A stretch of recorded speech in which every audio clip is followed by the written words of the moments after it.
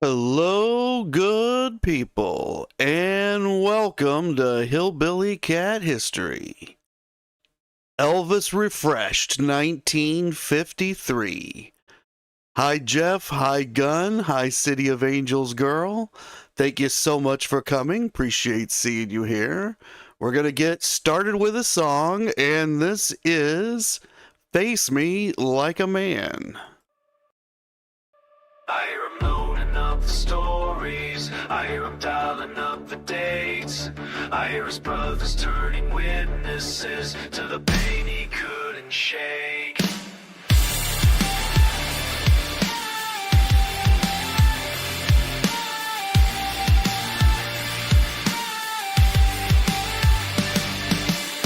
Says everything he got from him, but I can hear the hurt behind it like a crack of blame. Dave's boiling blood is pounding on the gates of Grace Lane, shouting, "Face me like a man," but never knowing he was hurting. He left town in the night, not to hide, just to breathe, but they took it as a knife, as a wound they couldn't leave. They say this life, they say they stood their ground, but he was burning from the inside, and they never heard the sound. Face me like a man. He gave love and friendship every chance, but it slipped right through their fingers, shipped and swallowed by the cracks of time. Sabotage his name, gonna sabotage in their own pain. They loved him, yeah, he knows it, but they love the legend more than me.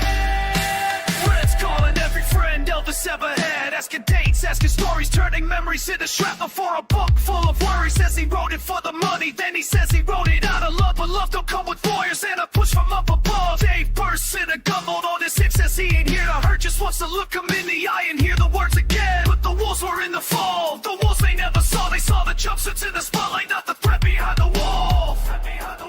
They say they knew his shape, they say they knew his fall, but they only saw the surface while he was screaming through it all. Face me like a man. He loved and friendship every chance, but it slipped right through their fingers, shipped and swallowed by the cracks of time. Sabotage his name, gonna sabotage in their own pain. They loved him, yeah, he knows it, but they love the legend more than that. He called red when he knew the book was coming. His voice was shaking like a sinner in the pew. He wasn't angry, his heart was broken. He was scared of losing those with whom he shared the truth. And when the radio said his name that August morning, they pulled their cars to the side of the road. They cried, they froze, they remembered the man they couldn't reach anymore. Face me like a man. He was dying in slow motion, trying to hold the world together with a heart that lost devotion. Sabotage my name. No, this was always a two-way flame. You loved him, yeah, he know it, but you couldn't see the man.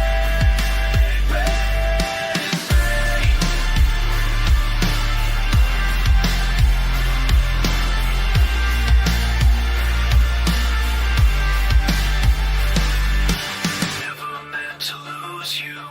You were never meant to run. He didn't want to face the ending of the story you left. Thank you for gathering here at Hillbilly Cat History, where we remember together and listen for the echoes. And Gunn is asking if that song's on the CD that I've got coming out. Hopefully soon. Still working on those last couple of steps. But no, it is not on this particular album. There are 12 tracks on this album. I actually have enough to do another album. So I've actually got that in pre-production as well. And then Face Me Like a Man would be on the third album. So I've got a few more songs than I realized I did, and hopefully I'll have this all together enough soon to get this first one out, and then the next one will kind of look like this. I got the pattern down now, so I know how to get these out.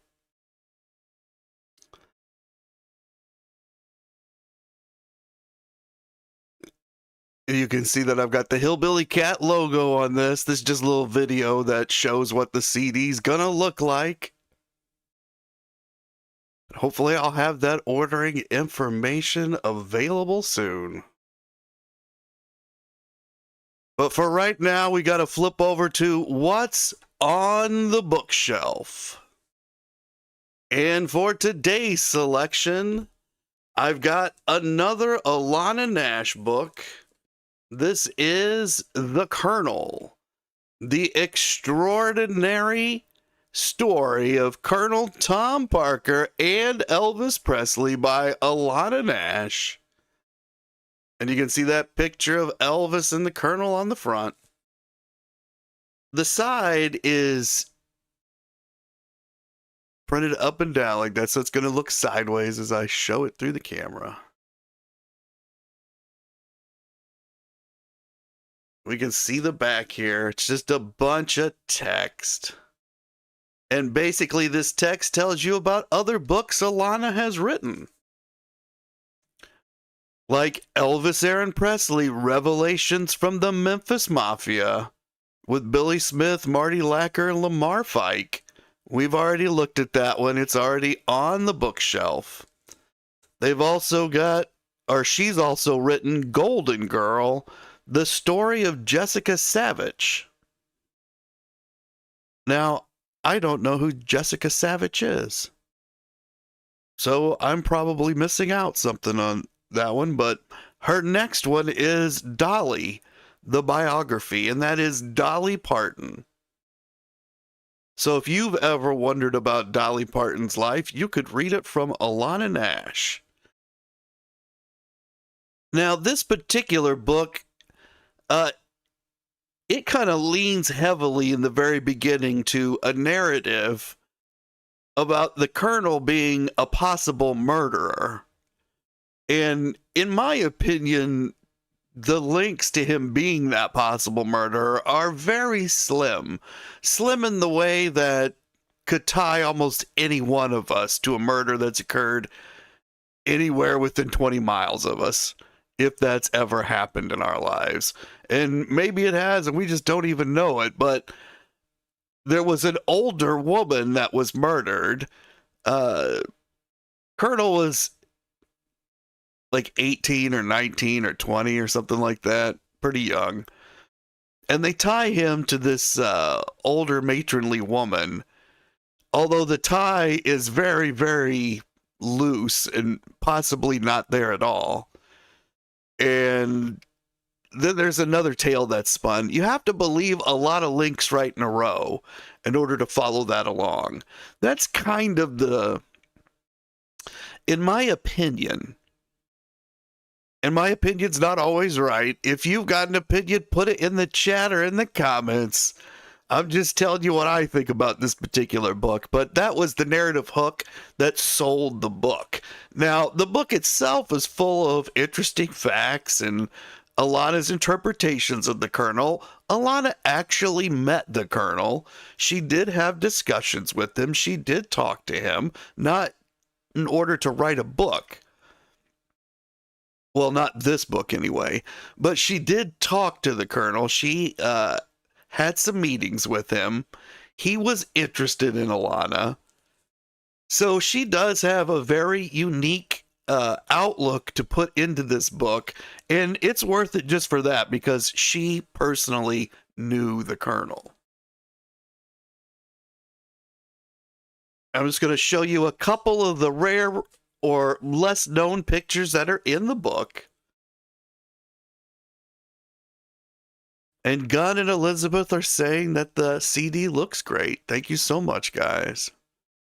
And hi, Jen. Thank you so much for coming. Appreciate seeing you here.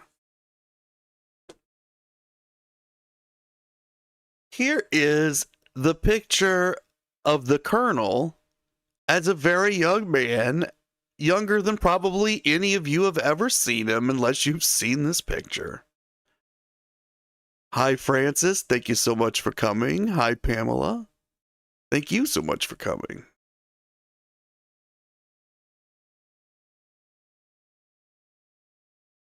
And so he was kind of a handsome, dapper young man at one point in his life. Colonel, what happened?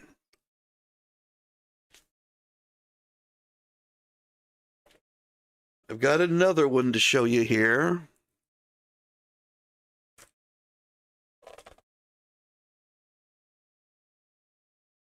In this group picture, there's an RCA executive on one side of Elvis.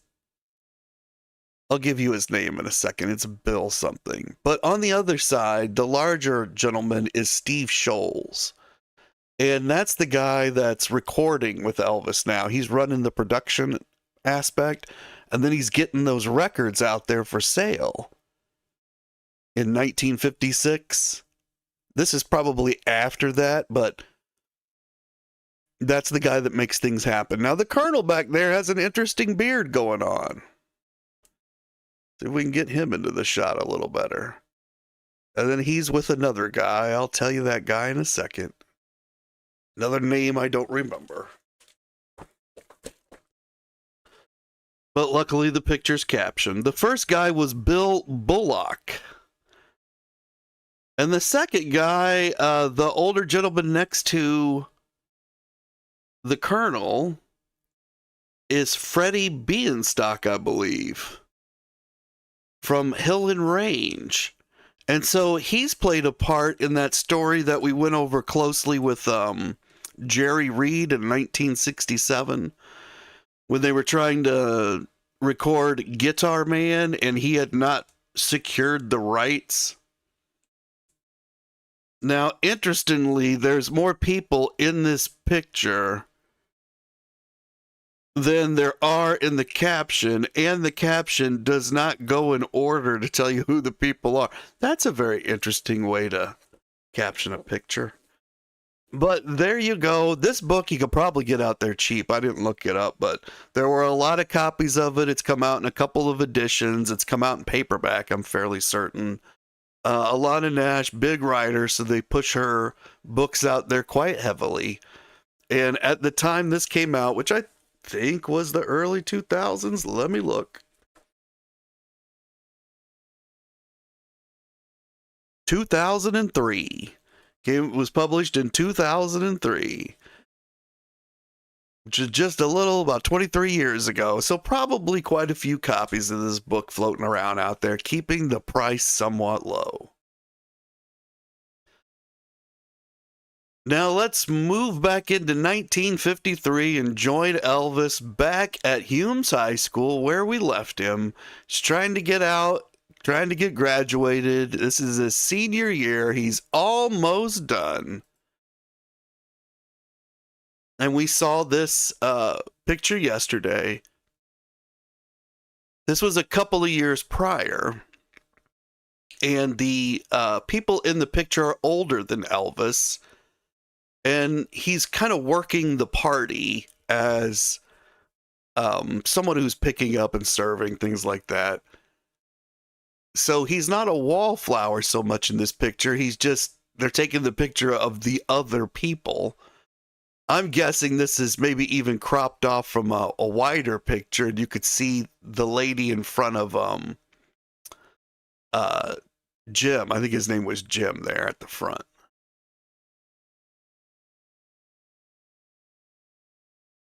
And we left off in their yearbook at this particular ad for Coca-Cola.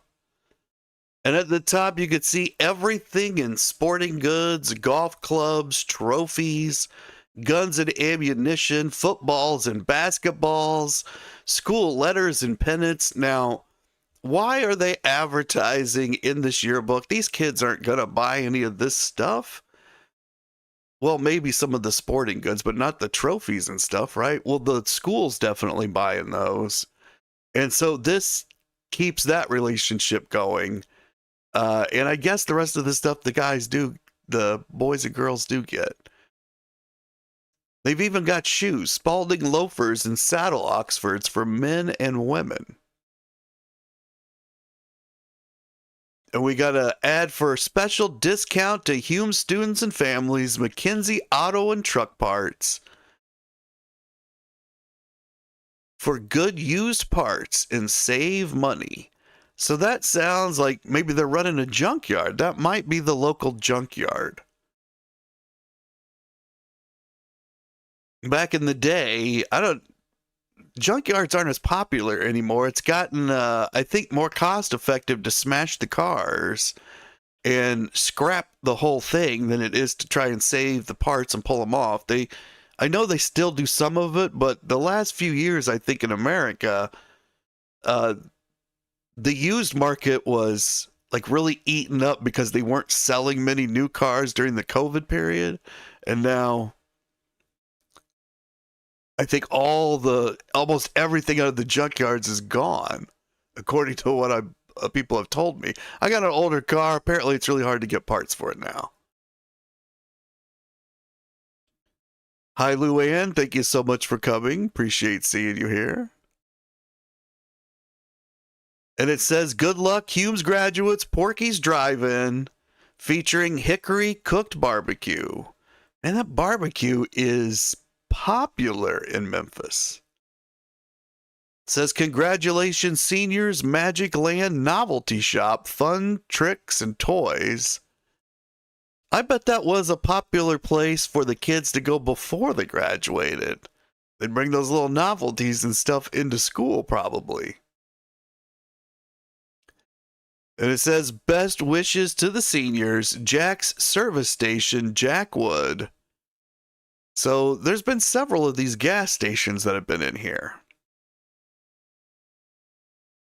Now, Robert Bland, who was another student at Humes High, he says, I really didn't have too many experiences with Elvis at Humes, although I do remember going riding in his car, his old car. We talked in the halls mostly. I got to know him better after we graduated. I was working at Crown Electric when Elvis was hired as the delivery boy. That's what Elvis did when he was driving the truck. He delivered equipment to the guys who were the electricians, who were actually doing the work. Some of them trained him a little bit while he was there. He was going to become an electrician. Working towards it. Hi, Crying. Thank you so much for coming. Appreciate seeing you here.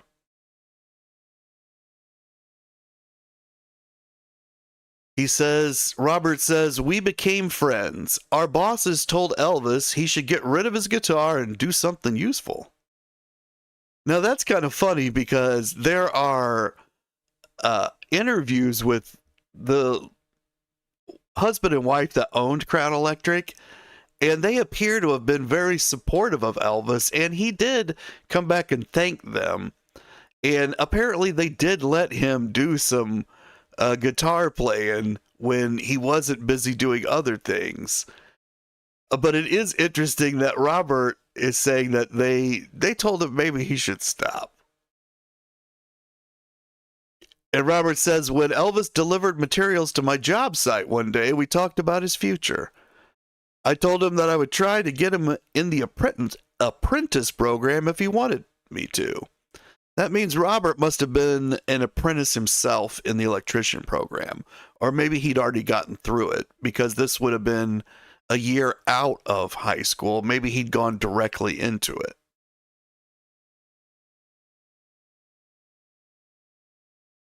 Robert says he thanked me and said he was going to try his luck with music first because he really liked it. I think that must mean that story is timed to just after Elvis had recorded That's All Right Mama and started to experience some success. Otherwise, I think he would have had to jump on that when it was offered.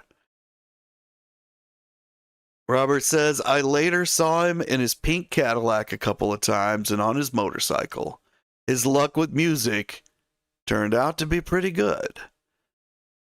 I enjoyed my years at Humes. Most of us were poor and had to work during our high school years, but we had some pretty good times together and learned the basics to help us earn a living.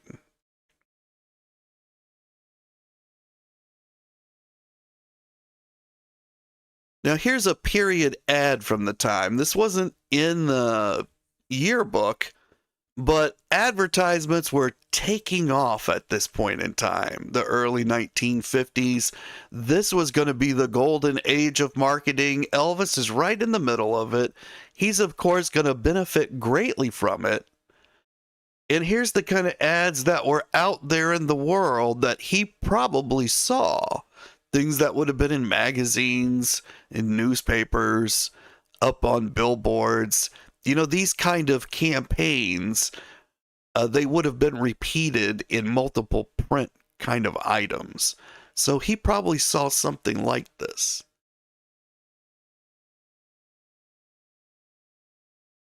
And this one says, "Dear son, here's your Panchito." And Billy the Kid does it up brown. And it's something about a rich brown desert sand color. I think this is a jean outfit. I think it's made out of denim. I'm not exactly positive, but it's supposed to make you look like Billy the Kid. And you can see that there's it looks like a rhinestone pattern, or maybe that's some kind of shiny buttons that's put on it to make it look like stars on the jacket. There's also a lot of embroidery appears, so those are probably they're using white thread for the stitches to stand out. It mimics a country western singer, something that the people who Elvis wants to be wear. It's not exactly as fancy as that, but it hints towards that more than a normal denim outfit. Now you can also see that this guy's got his pants rolled up, way up. So the expectation is these aren't made to fit the length of your legs. They fit everybody, and you roll them up. And that's because you're wearing these boots, so you don't really care anyway. And it's just part of the look. Now, it doesn't say how much. Well, it does say how much this cost. Sizes 2 to 12, jacket and jeans, $2.98 each. I think that means each piece. So the total set would be right at $6. Now, today, that'd probably be around $80 or $85, it would feel like, coming out of your pocket. Back then, about $6. Now, William Billy Walker, he went to school with Elvis, and his nickname was Billy. I guess you could call him Billy the Kid. I don't know that anybody did, but since we've got this particular advertisement up. And so Billy Walker, he said some thoughts about Elvis. "We were both Mississippi boys who had come to the big city. We understood each other. We had shopped together in the 10th grade. When we weren't working on our project, we spent our time in the bathroom, pitching pennies." Now that sounds kind of funny at first. They spent their time in the bathroom. And then he says they're pitching pennies. I think what he's referring to is this game where you would try to bounce your penny off of the curb in the bathroom. So the bathrooms were probably tiled in such a way that the curb that they ran up the wall slightly to make it easier to mop up any liquid spills that end up in the bathroom. Doesn't seep in or ruin the walls. They do that in a lot of industrial type applications.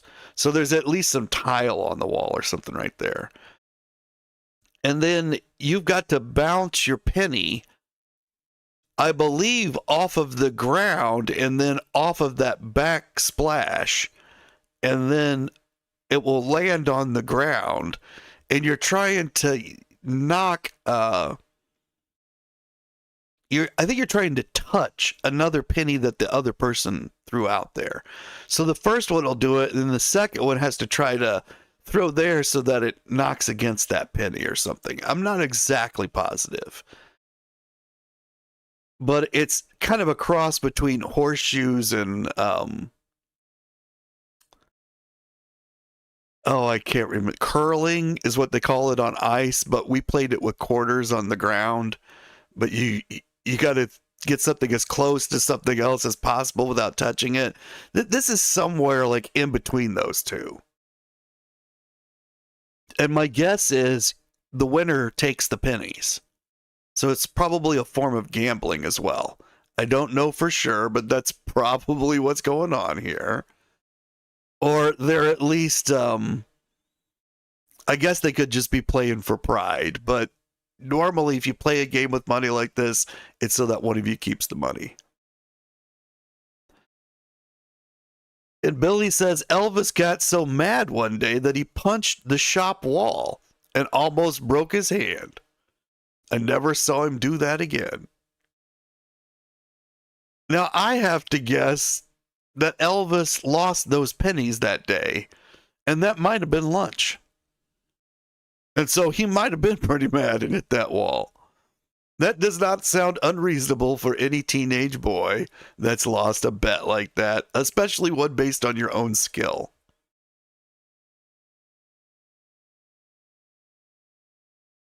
And Jeff says, I thought pitching pennies was the penny that got closest to the wall. It might be. It might be that too. So in that sense, it's closer to horseshoes.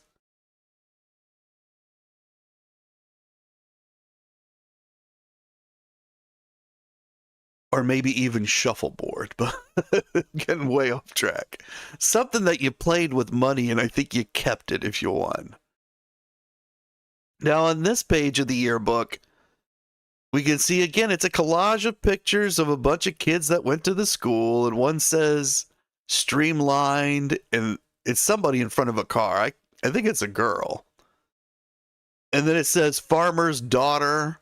I'm assuming that's a girl too. And then Bubble Queen, side by. I think these are all females on this page now that I'm noticing. So that other page was all males that we saw that was similar to this. And this one's all females. One says bashful. One says way out west. One says the killer. And she looks like she's about to punch somebody. Now, if you look at the killer's shoes, they're two-tone, black and white. I don't remember the exact term for these kind of shoes. And I think those are bobby socks that she's wearing with them. So if you remember the term for those shoes, are they like, I don't think they're Buster Browns, but they're definitely some kind of two-tone saddle shoes.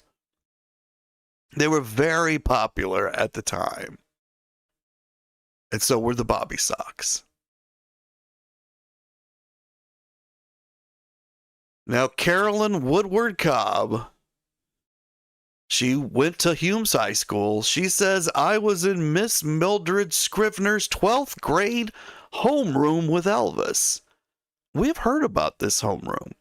I think another girl told us that Elvis would come in and put his foot up on a desk and just talk these people's ear off in there.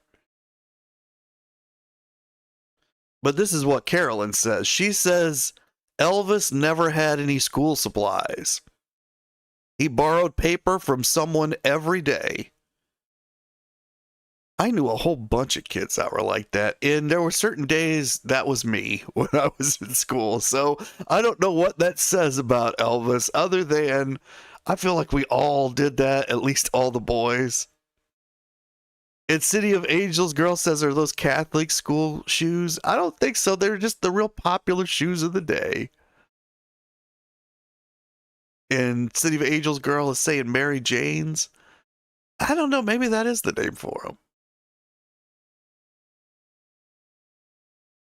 Now, Carolyn, she says, Elvis looks so different from the other boys who had crew cuts and blue jeans. He wore black pants, and his hair always hung down in his face. Elvis was always very polite. So he borrowed paper and other supplies, but he always was polite when he did it. That's what Carolyn remembers. And I wonder if Elvis was borrowing that paper and whatever else he got from any of the females in the class, and if that was why he wasn't bringing any school supplies in, because that gave him the reason he needed to start the talk.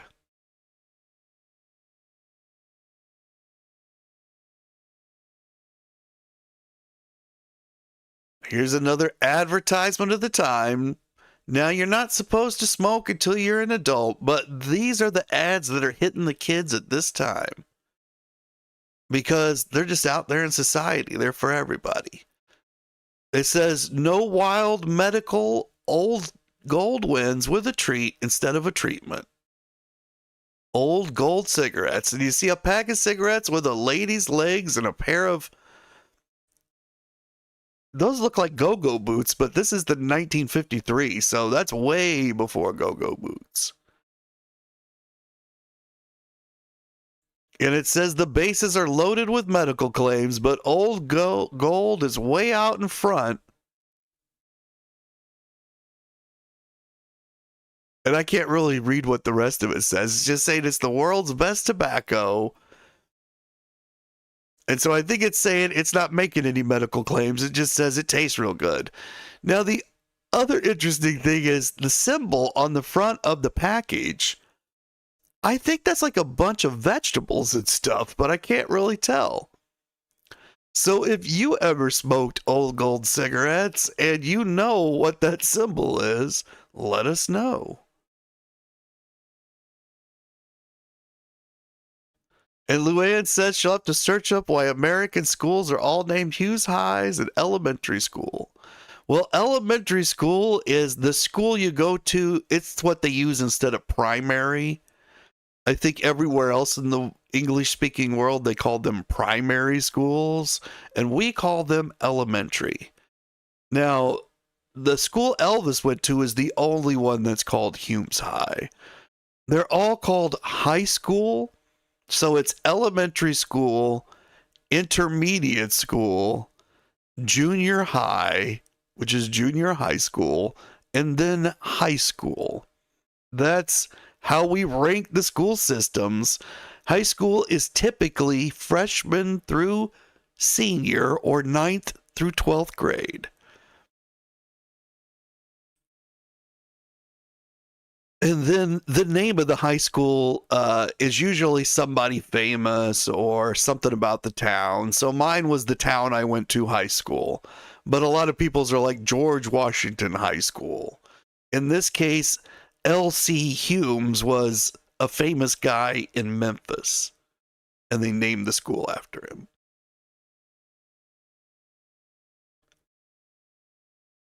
And City of Angels is saying that she and her sister had go-go boots when they were little, and their grandmother had bought them for them during the middle 60s. But here you can see that they were out there prior, although this is more of a country western thing, I believe. Kind of appealing to the people that are watching like the Grand Ole Opry.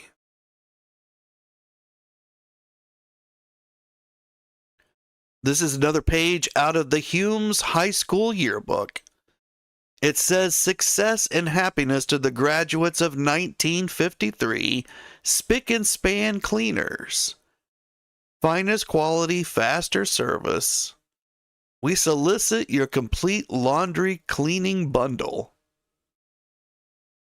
I don't think anybody would use the word solicit in an ad today. Who would know what that means? And I believe the reason that we don't use the word solicit anymore is that people started putting up signs that said no soliciting, which people still put up. But I think all salespeople then took that word out of their vocabulary, and we haven't heard it in 30 or 40 years. No one ever solicits anybody anymore. And Luann's saying that there they say primary school for kids between 6 and 11 and just high school for 12 to 18. So there's only 2 breakdowns in Australia. Yeah, we got to make it really difficult. I think it's a tax thing so that they can fund different taxes for the different schools and get more money altogether. But I may be cynical. City of Angels girl says their flat go-go boots were white. And Pamela says she's done a search, and on the front of the packet they say gold coins and treasure. Oh, really? Let's look back at that. Those are gold coins and treasure. That's cool. So like doubloons and stuff. And that makes sense. It's old gold. Makes a lot more sense than garden vegetables like I was thinking. But from this, I'm looking at it, it looks like lettuce and carrots, but that's just me.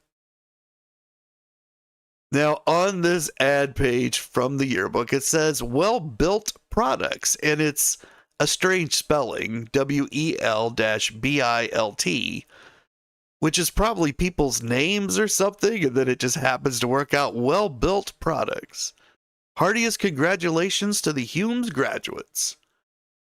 Disappearing attic stairs. So that must be their claim to fame, what they make the most or they specialize in.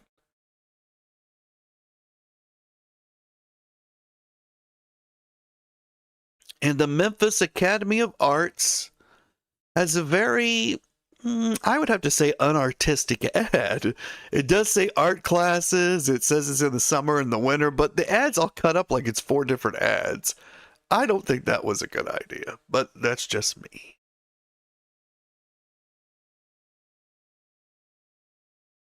And we got another smoking ad here. It's Camel. And this one's got some superstar power behind it. We got John Wayne. So John Wayne is out there. He's a big superstar at this time.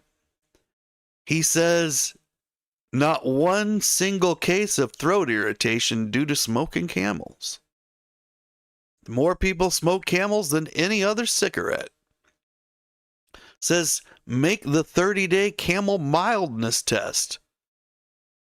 So they're encouraging you to smoke for 30 days and see if you like it.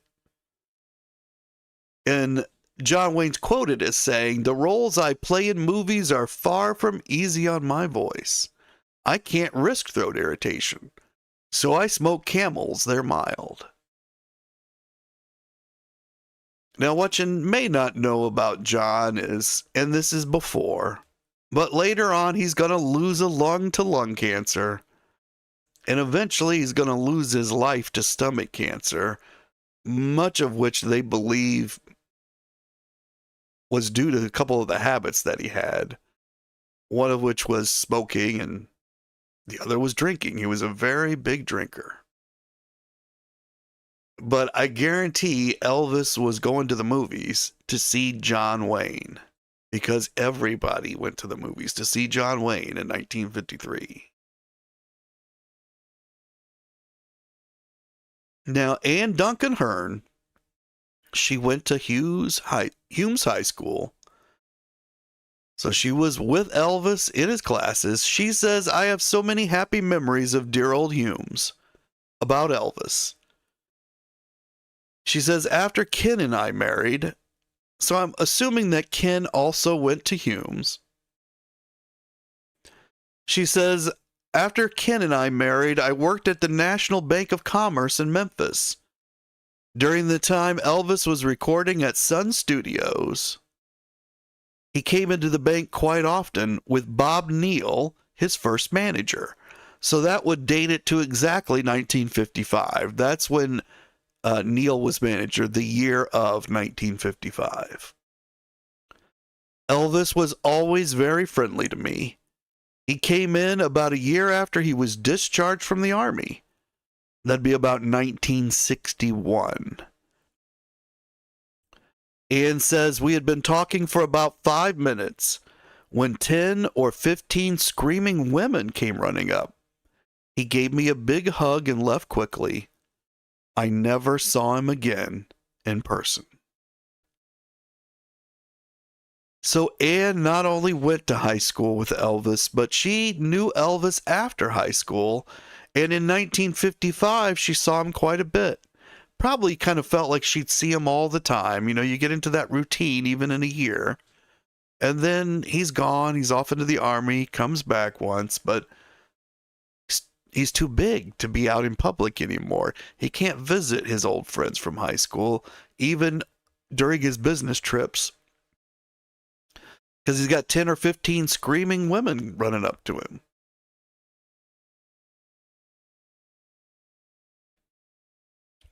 And Gunn says that it was 1964 when they got the first reports from the USA about cancer linked to smoking in the Swedish newspapers.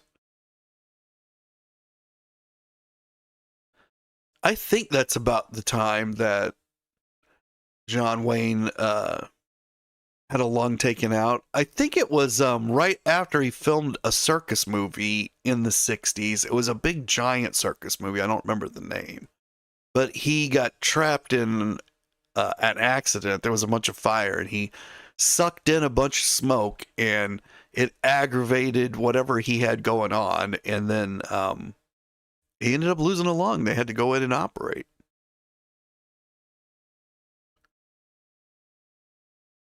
Now, here's another ad out of the Humes High yearbook from that year. There's a whole bunch of little stores on here.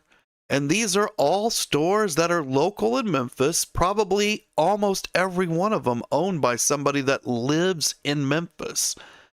It's not like this anymore anywhere in America. But here it is represented in Elvis's yearbook. This is what he thought he was growing up into. This is what they all thought they were growing up into. And it was like this for maybe another 30 years, but it was already beginning to die out. And then by the time the 80s hit, we get in the Walmarts and the big giant conglomerates, and then they just slowly eat everything up. But even back here in the 50s, as we enter the 60s, the giant corporations and places like Sears that had always been around, they start to take over. The malls start to grow up. These are days before there were malls. There were no strip malls. There were areas where there were concentrated business places, but there weren't malls like we think about them or strip malls. And Elizabeth says that this is why she can't understand why anybody still smokes, especially younger people. The City of Angels girl says that her father-in-law smoked since he was 15, but he recently passed away 2 years ago. And he'd had 2 strokes and lung cancer from the smoking.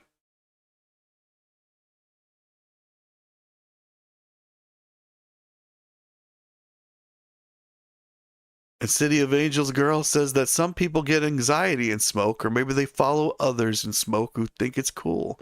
I think it has a lot to do with the social environment you grow up in.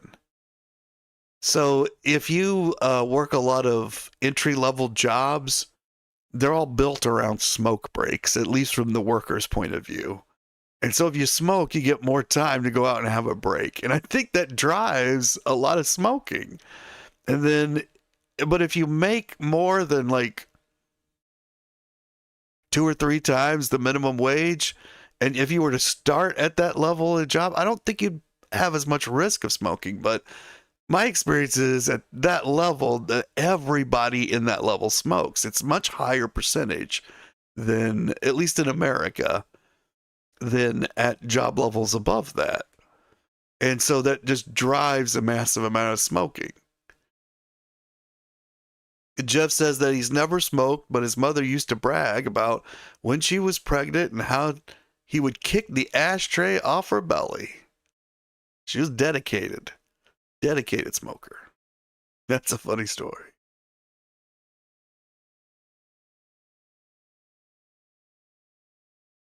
So I noticed there's another electric company on here, Scott Electric Company. So there's electric companies in town. We got a music store too, Armo Music Store, Easy Terms. I bet Elvis isn't the only high school student at Humes that likes those easy terms, likes to be able to take advantage of the credit opportunities that the local merchants are offering.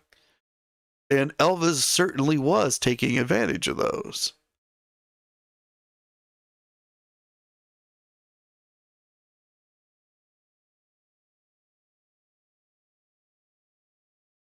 Now, Carolyn Jones Davis, she went to Humes High School with Elvis. She says, like most Humes students, I never thought much about Elvis. Whoa there, Carolyn. We've already heard from a lot of other Hume students, and they did care. They did think a lot about Elvis. They thought so much that when he walked by, they had to cover their faces so he couldn't see they were blushing because they thought he was so good looking. There's obviously girls at this school thinking about Elvis. So Carolyn's either talking about herself or she's trying to cover the fact that she's one of these girls that's thinking about Elvis. She says, like most Hume students, I never thought much about Elvis. Elvis was just a classmate I didn't know very well. But now the attention I get when people discover that I went to school with Elvis is fantastic. It is instant celebrity status. So Elvis conferred a type of celebrity on everybody that he went to high school with. Even if he didn't know them very well and they didn't know him, they got to take advantage of knowing Elvis. I went to school with Elvis. Would you like to sit up front, ma'am? That's the kind of service she's getting. And Luann says that she was 23 in 1983 and she would like to have a smoke with a cup of coffee with her mom because she smoked back then, but she finally gave it up. Well, that's probably best for you.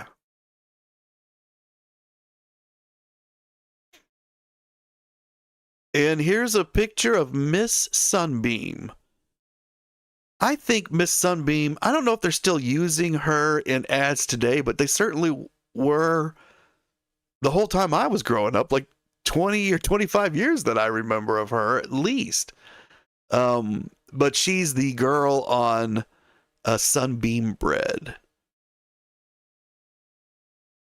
I don't think the bread's called Sunbeam anymore, but I definitely remember this little girl.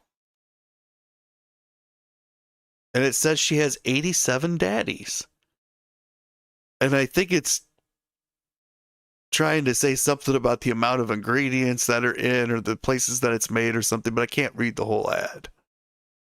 But you can see this cute little blonde girl eating a piece of bread with butter on it. She's got blonde hair and blue eyes and a little blue dress. And this is the kind of ad Elvis would have seen when he was a senior at Hume's High.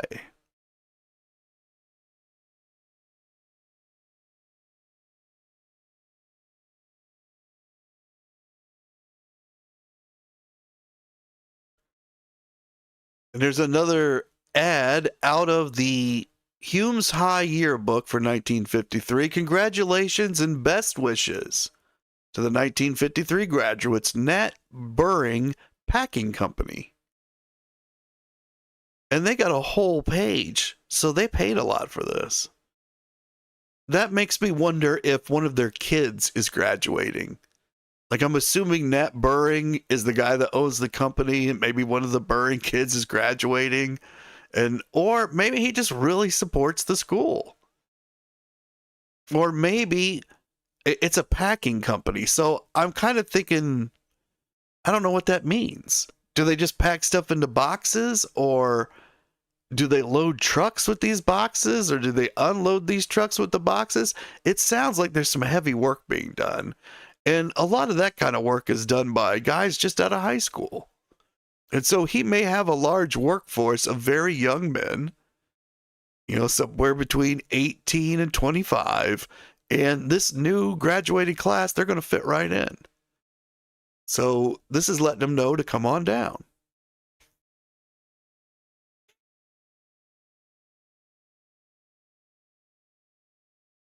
Here's an ad for Dairy Queen. Now, Dairy Queen is still a huge multi-state chain, national chain here in the United States. Their advertising doesn't look anything like this anymore. Like the way they've lettered Dairy Queen, the colors they're using, nothing looks like this anymore, except the ice cream itself. It's got that little swirl on top. That's Dairy Queen's always supposed to do that. They don't always get it right, but that's like a little Dairy Queen thing. And I ate a whole lot of hot fudge sundaes in my time that look just like this. This is a strawberry sundae. I prefer the hot fudge. But out of a paper cup, it didn't have this on it, but it did say Dairy Queen. But it's around in 1953, and Elvis could have gone to it probably. I don't know if it was in Memphis.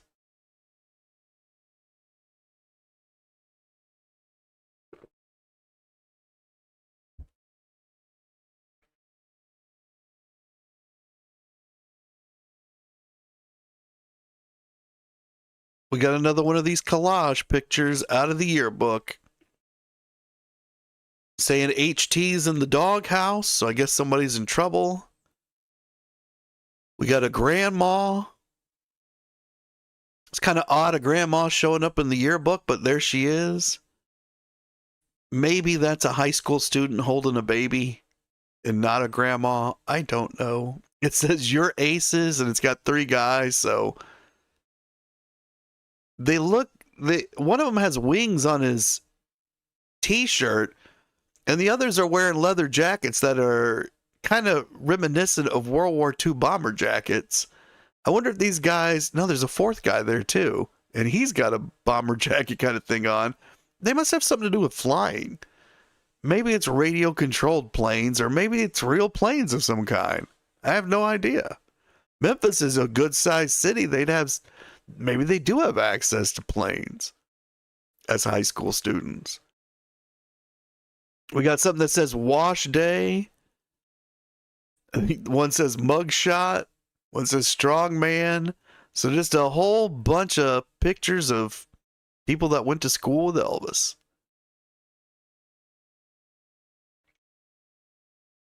And Jen says that she loved the dipped chocolate that hardened on the vanilla cones at Dairy Queen. I know exactly what you're talking about.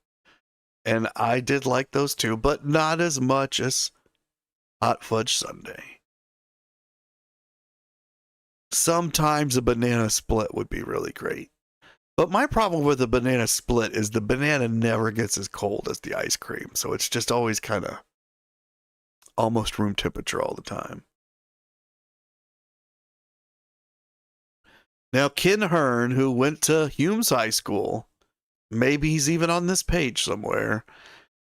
He says, I remember variety shows in the school auditorium where Elvis sang, Gloria Trout danced, and Tommy Young won the male beauty contest. Well, isn't that something? Elvis did not win the male beauty contest, but he was good looking enough that women blushed when he walked by in the halls.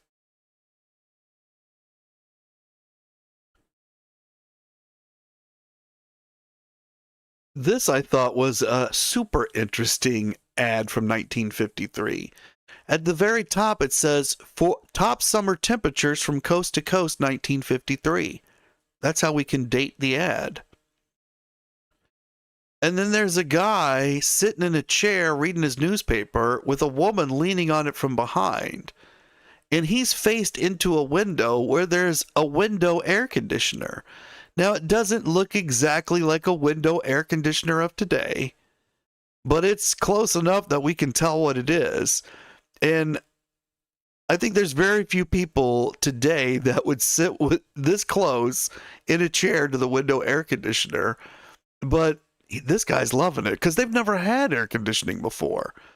So this is like brand new, and his whole life you were subject to whatever temperature it was outside in the summer. Now he can come home and stay in his suit and be cool. And it says, wherever you live, you can now enjoy cool, dry, restful comfort with the new Westinghouse room air conditioner. And then they show you how you can extend it with getting a giant fan. Looks like an industrial size fan, standing on its own big, giant industrial size legs that Westinghouse appears to make. And I think next to it is a dehumidifier. Or a humidifier. I can't tell which. I think it's maybe a humidifier because the air conditioning is going to pull all the humidity out of the air. That's going to make it dry. And so if you really want comfort, you're going to need this fan to blow the cool air around, and you're going to need this humidifier to put the moisture back in the air. And Jeff says now he wants a banana split. And Pamela says there's a Dairy Queen in Memphis now. Yeah, I'm thinking there was probably one at the time, but I just don't know.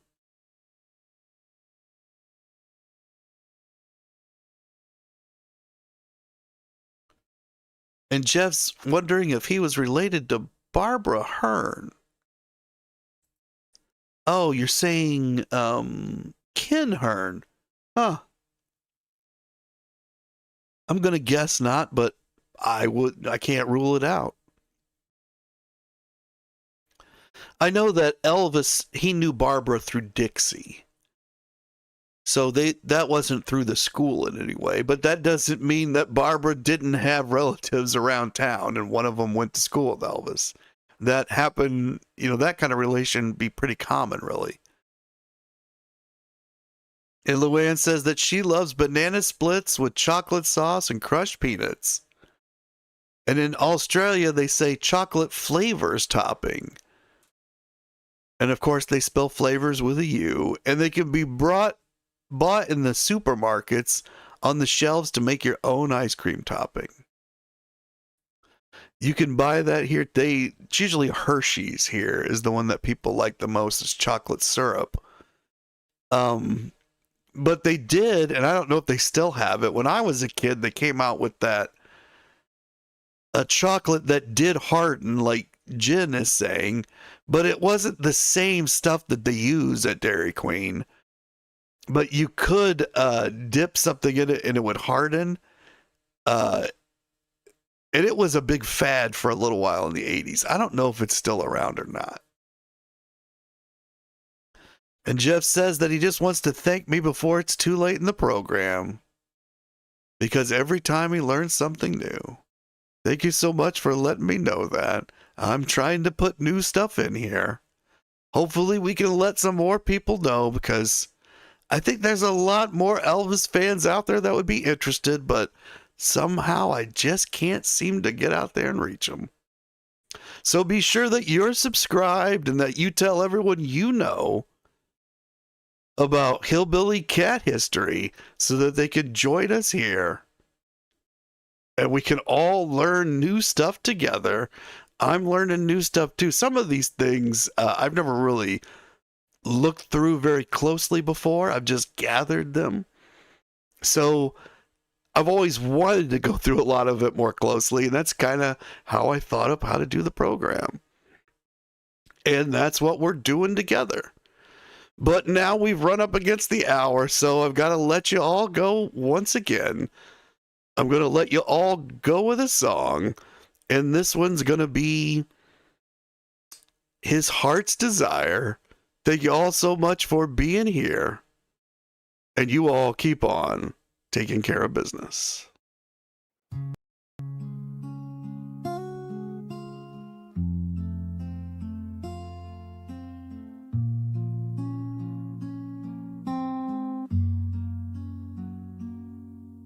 His time came too early, the curtain fell too fast. Before he was ready, before we could grasp the man behind the myth, the ache behind the fame. He wanted something simple, not fortune, not acclaim.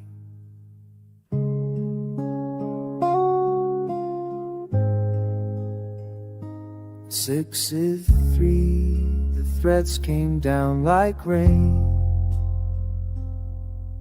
He spoke of love, not fear, through the shadow and the strain. I wanna live to be old, he said with quiet grace, to remember her love and see our children's face. He didn't ask for gold, didn't dream of a throne. He wanted a family, a place to to call home. To be a good man with a heart that could rest, to know he was loved and he given in his best.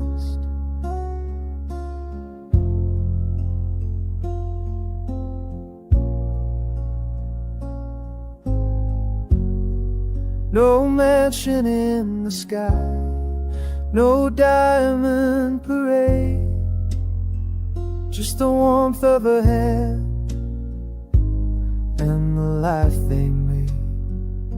A whisper of laughter, a child sleep beside. That was the dream he carried inside.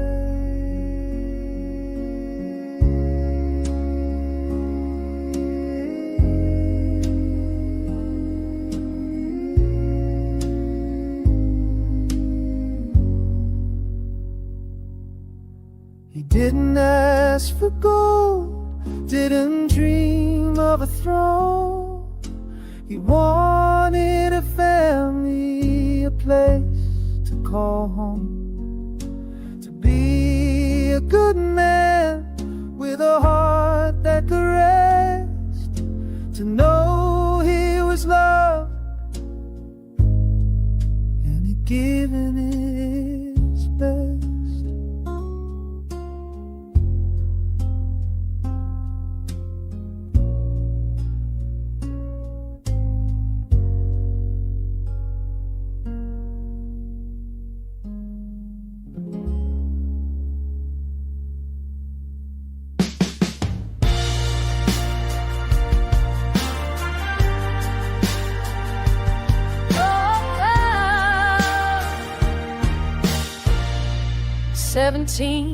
Snow on the ground, Circle G, love all around. He bought that ranch, opened the gate, said come on in, let's celebrate. Tractor pulling through the snow, laughter rising, spirits glow. Boat behind, wives and men, family fun again and again. He wasn't just a star in lights, he was the warmth in winter nights. Kindness wrapped in velvet flame, a heart that never played the fame. He gave us joy, he gave us grace, a piano song in a quiet place.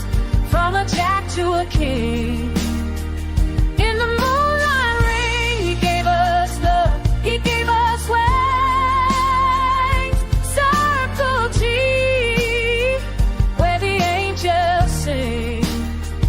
Gave us everything.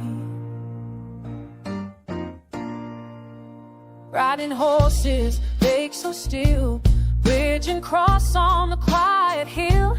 Barbecue smoke, stories told, moments more precious than gold. He'd ask me who I'm dating now, what I dream, what I'll allow. He cared like kin, not just a name. He lived for love, not for acclaim. He wasn't just a voice on stage, he was the soul behind the page. A man who'd sing to heal your day and laugh at midnight, lose away. He gave us joy, he gave us grace, a piano song in a quiet place. From a jack to a king, in the moonlight rain, he gave us love, he gave us wings. Circle G, where the angels sing. He gave us everything.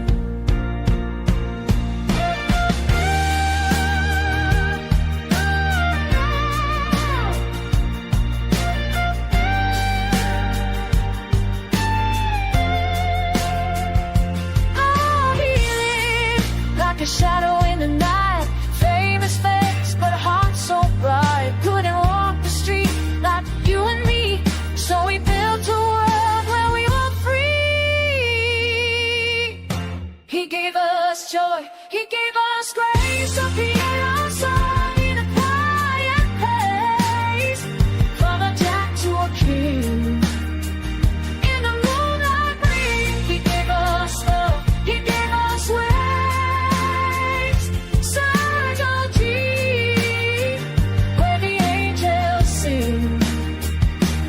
us everything.